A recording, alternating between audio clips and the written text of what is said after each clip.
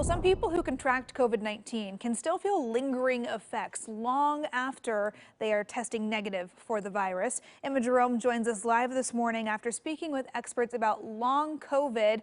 Researchers at Oregon State University looking into this and some of the long-term damage it can do to a person. Emma, what did they find? Good morning, Emily. Not just some people can feel these effects. A lot of people do. Long COVID, for a little bit of a clarification, is when you do feel those effects that you felt when you had the virus weeks, months, much longer after you test negative. And now local researchers are saying that this opens up the conversation about disability, and maybe it's a conversation that we should have been having a long time ago. Long COVID can affect your lungs. It can also spread and hurt other vital organs.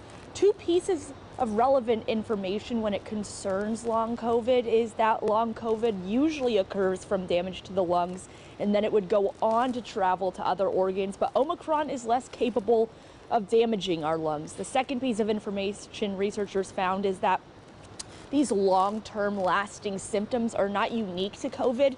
Many other infectious diseases provide these long-standing symptoms, such as the flu or pneumonia. Kathleen Bogart is the director of the Disability and Social Interactions Lab at Oregon State University, and she says that disabled people have been calling for this kind of research for years now.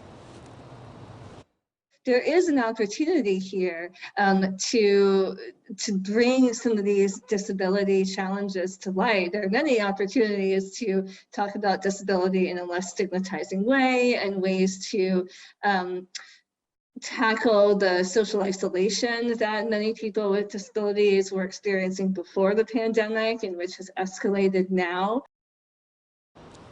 Long COVID affects 1 in 3 people, and as of July, long COVID can be considered a disability by the ADA. OHSU has a center at their hospital prepared to work with you if you have long COVID, but you must be hospitalized for 27 days with it or experiencing those symptoms for 3 months.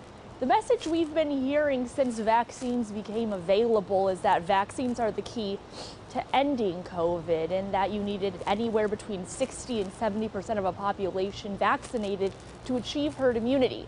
Well, now 63% of America is vaccinated, and COVID is worse than ever. Coming up the next half hour, we speak with more researchers about herd immunity and why it seems the goalpost continues to move. Emily? All right, information changing daily, it seems. Thanks, Emma.